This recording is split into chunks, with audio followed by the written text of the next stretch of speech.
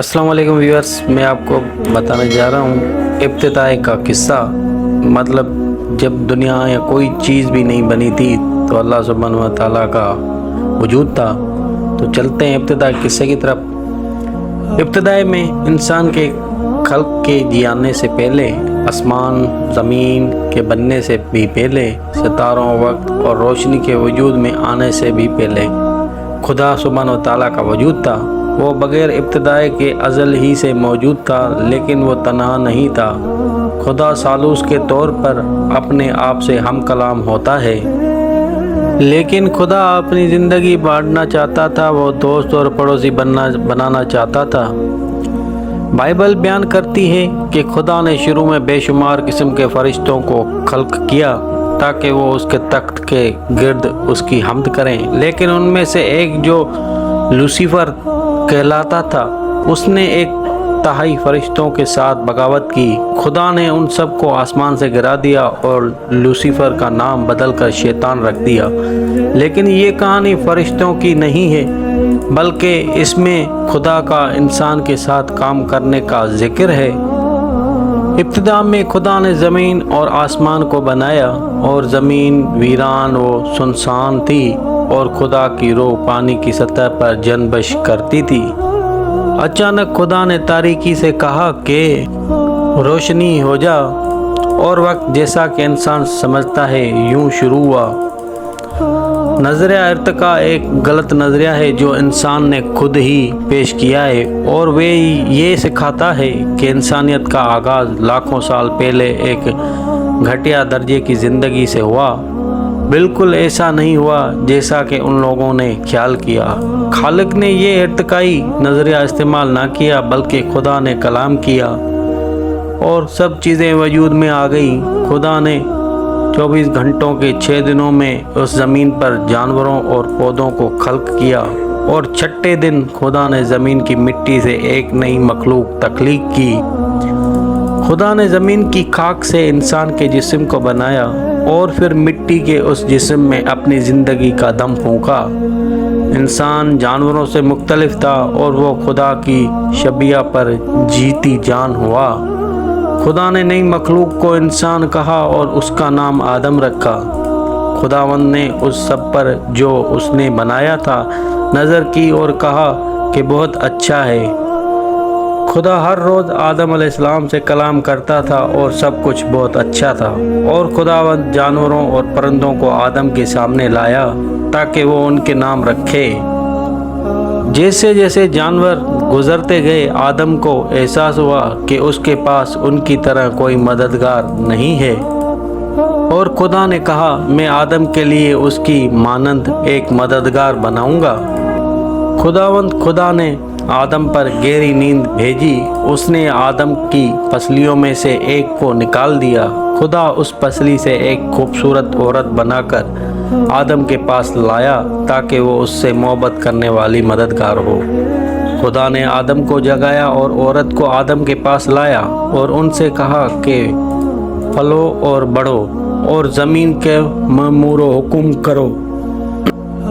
और आदम ने अपनी खूबसूरत बीवी का नाम हवा रखा। ये मेरी हड्डियों में से है हड्डी और मेरे गोश्त में से गोश्त है।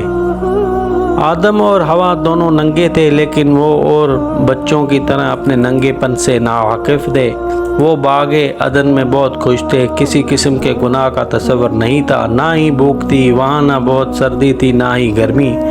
खुदा ने उन दरख्तों के मुतल्लिक हुक्म दिया कि तू बाग के हर दरख्त का फल बेरोक टोक खा सकता है, लेकिन नेको बद की पहचान की दरख्त का फल जो कि बाग के बीच में है कभी न खाना, क्योंकि जिस रोज़ तूने उसमें से खाया तू मरा। खुदा ने एक खूबसूरत बाग बनाया और आदम को इख्तियार दिया कि उस पर और दुनिया पर हुक्मरानी करे। उस बाग में 2 बहुत ख़ास दरख्त थे, ज़िंदगी का दरख्त और नेको बद की पहचान का दरख्त। खुदा ने आदम को इजाज़त दी कि वो जब चाहे ज़िंदगी के दरख्त में से खा सकता है। आदम कभी भी बूढ़ा या बीमार ना होता और कभी भी ना मरता जैसे ही वो उस दरख्त में से खाता।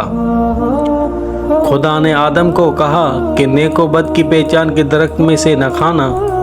शैतान खुदा का दुश्मन था और वो सब कुछ तबाह करना चाहता था। جو خدا نے بنایا تھا اس ہوا سے بات کرنے کے لیے کیسی ذریعہ کا صورت تھی، لہٰذا اس نے خوبصورت مخلوق کا روپ دھار لیا اور اس کے منہ سے بات کی۔ کیا خدا نے کہا کہ تم باغ کے ہر درخت کا پھل نہیں کھا سکتے؟ اس نے کہا کہ اس ایک درخت کے علاوہ ہم باغ کے ہر درخت کا پھل کھا سکتے ہیں، لیکن اگر ہم نے اسے چھوا تو ہم مر جائیں گے۔ ہا ہا ہا، تم ہرگز نہ مرو گے۔ جب تم یہ کھاؤ گے تم خدا کی مانند ہو جاؤ گے، تمہاری آنکھیں بھی تو ہماری طرح کھل جائیں گی اور تمہیں نیک و بد کے بارے میں سب علم ہو جائے گا۔ وہ درخت کھانے کے لیے اور آنکھوں کی خوشنما دکھائی دیتا ہے اور عقل بخشنے کے لیے خوب ہے، لیکن خدا نے تو اس پھل کو کھانے سے منع کیا تھا۔ لیکن ہوا نیک و بد کو نہیں جانتی تھی۔ ہوا نے خدا کی نافرمانی کی اور اس پھل میں سے لیا اور کھایا۔ اس کے بعد ہوا کو معلوم ہوا کہ اس کے ساتھ دھوکا ہوا اور اس کی وجہ سے اس کی نیک و بد کی پہچان کے لیے آنکھیں کھل گئیں، لیکن شیطان نے ان کو اپنے جنگل میں پھنسا لیا۔ ہوا نے وہ پھل لیا اور اپنے شوہر کو بھی دیا اور اس نے اسے کھانے کے لیے قائل کیا۔ دیکھو میں مری نہیں، کھاؤ اور یہ تمہیں بھی عقل بخشے گا۔ ہاں وہ تمہارے مار دے گا، دیکھو اس نے میرے ساتھ بھی کیا۔ ان کی آنکھیں کھل گئی، وہ اپنے ننگے پن سے شرماتے تھے۔ یہ ہم نے کیا کر دیا؟ ہم نے خدا کی نافرمانی کی ہے، وہ جلد آتا ہوگا، ہمیں ضرور اپنے ننگے پن کو چھپانا چاہیے۔ آدم تو کہاں ہے؟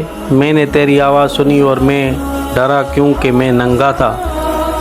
کس نے تجھے بتایا کہ تو ننگا ہے؟ کیا تو نے میری نافرمانی کی اور اس درخت کا پھل کھایا جس سے میں نے تم کو منع کیا تھا؟ جس عورت کو تو نے مجھے دیا اس کی وجہ سے یہ ہوا ہے۔ خداوند نے ہوا سے پوچھا کہ کیا ہوا تھا اور ہوا نے جواب دیا، سانپ نے مجھے بہکایا، اس نے کہا کہ میں نہیں مروں گی اور میں تیری مانند ہو جاؤں گی، لیکن میں تیری مانند نہیں بنی بلکہ مجھے بہت برا محسوس ہو رہا ہے۔ خدا نے سانپ کو ملعون ٹھہرایا اور اس سے کہا، اس لیے کہ تو نے یہ کیا تو اپنے پیٹ کے بل چلے گا اور عمر بھر خاک چاٹے گا۔ میں تیری اور عورت کی نسل کے درمیان عداوت ڈالوں گا، وہ تیرے سر کو کچلے گا اور تو اس کی ایڑی پر کاٹے گا۔ یہ مستقبل میں ہونے والی ایک بڑی لڑائی کے بارے میں وعدہ تھا، اور وقت آئے گا کہ عورت کی نسل میں سے شیطان کو شکست دی جائے گی۔ وہ شخص بنی آدم کو گناہ اور موت کی لعنت سے چھڑا کر خدا باپ سے میل کروا۔ خدا لوسیفر اور اس کے لشکر کو فوراً مار سکتا تھا، لیکن خدا نے اسے بنی آدم کو آزمانے کے لیے اجازت دی۔ کیا وہ خدا بند کی فرما برداری کریں گے یا پھر وہ بغاوت کرتے ہوئے شیطان کے پیروکار بنیں گے؟ خدا نے بنی آدم کو لعنت دیتے ہوئے کہا کہ آدم، کیونکہ تو نے اپنی بیوی کی بات مانی اور نافرمانی کی، اس لیے زمین تیرے سبب سے لعنتی ہوئی، وہ تیرے لیے کانٹے اگائے گی اور تو کھیت کی سبزی کھائے گا۔ مشقت کے ساتھ تو عمر بھر اس کی پیداوار کھائے گا۔